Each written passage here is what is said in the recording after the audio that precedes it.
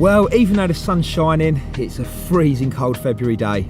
But I'm sitting here with a smile on my face, optimistic of a bite. Why? Because I've got all my rods out on the zigs.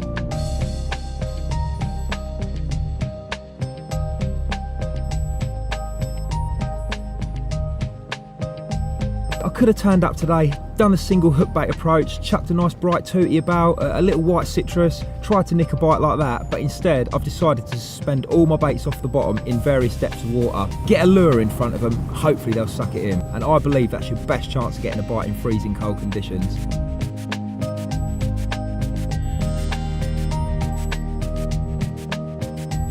I use the word lure because in effect that's what I believe I'm doing.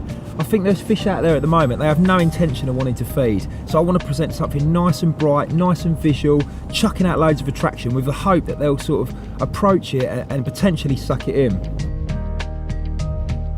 I think probably the best bit of advice I can give you is if there is some doubt in your mind about zigging, or potentially you've not done it very much, get out there, go with a friend and go and have yourself a day sloppy spodding.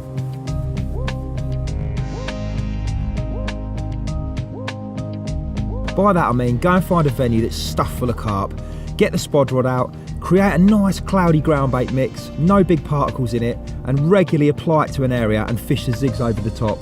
It's a really exciting day's fishing, it keeps you nice and active, and I can promise you, if you keep the feed going in little and often, you'll catch plenty of fish.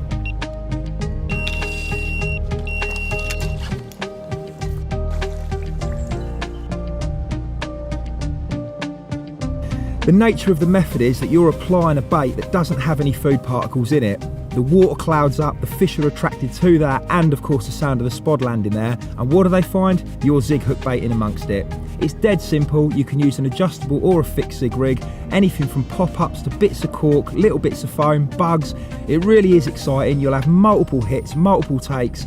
And to be honest, the biggest thing it will do for you and your future fishing is it will allow you to believe, that carp can be caught off the deck. It will then give you the confidence to take the method to maybe a more challenging water and catch the fish you're really after.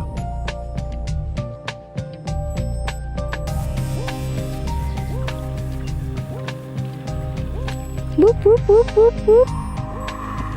Well, that's it.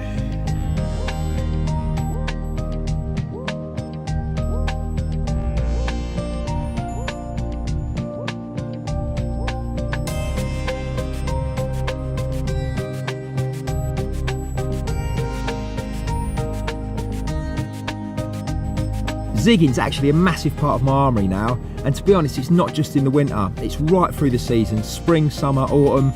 It's just one of those methods where I truly believe fish can always be caught.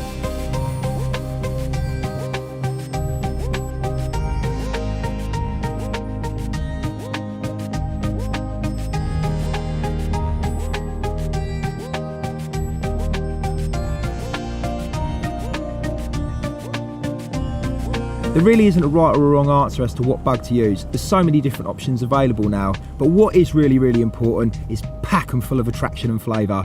I want those fish to come in, home in on it, and instantly want to suck it into their mouth.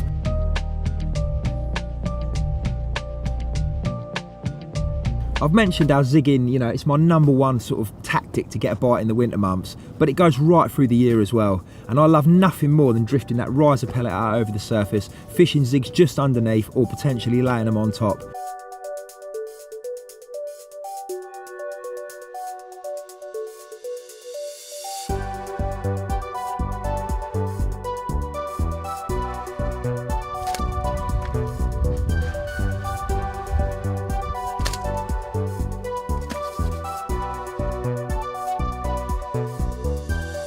I've been stunned over the last few years how many fish I've caught with this method.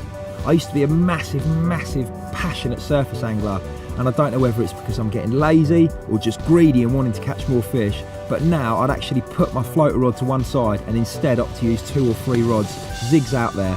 It allows me to regulate the feed more, it allows me to drift the riser pellet out, keep a real close eye on how many fish are in the area, how much food they're eating, introduce more food accordingly.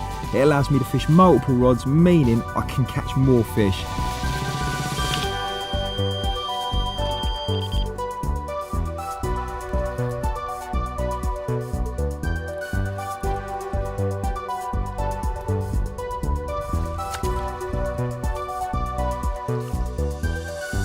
got approximately 3 foot, 2.5, 3 foot of zig flow, and that hook bait's just popping straight up off the lead. And the aim of the game is to try and get it to lay on just 2, 3, 4 centimetres, no more than sort of 10 or 12. Anything more than that, if it's laying on the surface that much, you get big abortions, lots of big eruptions, and you're not hooking them. It's kind of critical to get it nice and tight on the surface. So when they do suck that in, they come straight into contact with the lead, and well, you've seen the takes, it probably gets the heart going.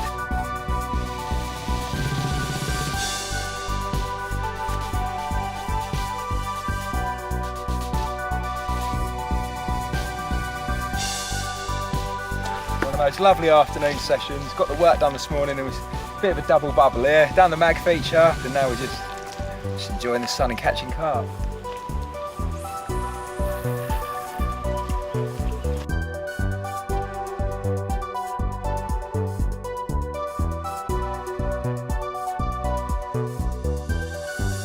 Should have been working, but I sneaked a quick cast of Alan's rod, and it was well worth it. Got to be done, eh, mate? They don't come much better than that, do they? No. Let's get him back, and I'll get back to work.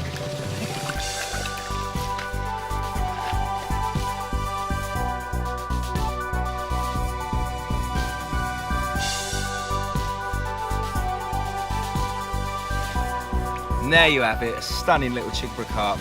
Caught on a zig bug just underneath the surface, big drifter riser over the top. I think it's safe to say, with a bit more bait out there, plenty more like this to be caught.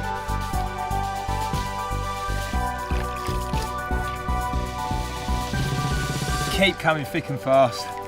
I think that's about it, ain't it, lads?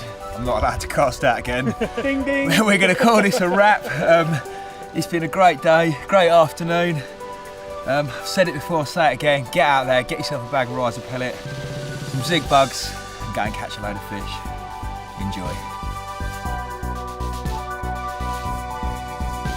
Over depth zigs, or zigs just under the surface, is definitely my #1 tactic for those warmer months.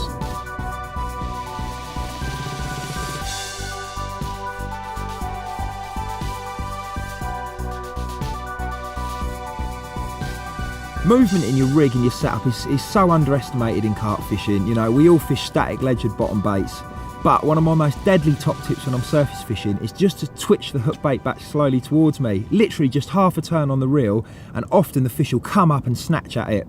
And zigging's no different. I'm fishing a bait out there suspended off the lake bed. I've already picked a nice visual bug, I've packed it full of attraction and flavour. I want it to move.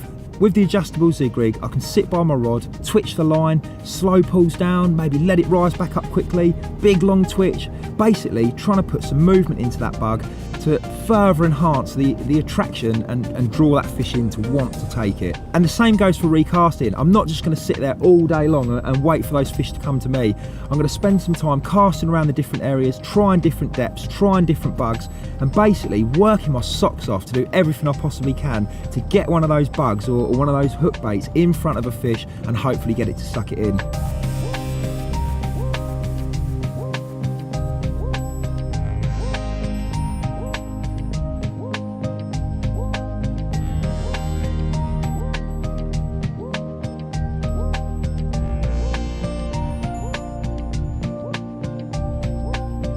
So there you have it, a quick guide to my thoughts on zig rig fishing. It really is a method I'm massively passionate about. I won't go anywhere without a box of bugs. I won't go anywhere without considering the fact that those fish might not be feeding right now, and potentially I stand more of a chance of catching presenting a zig bug to them.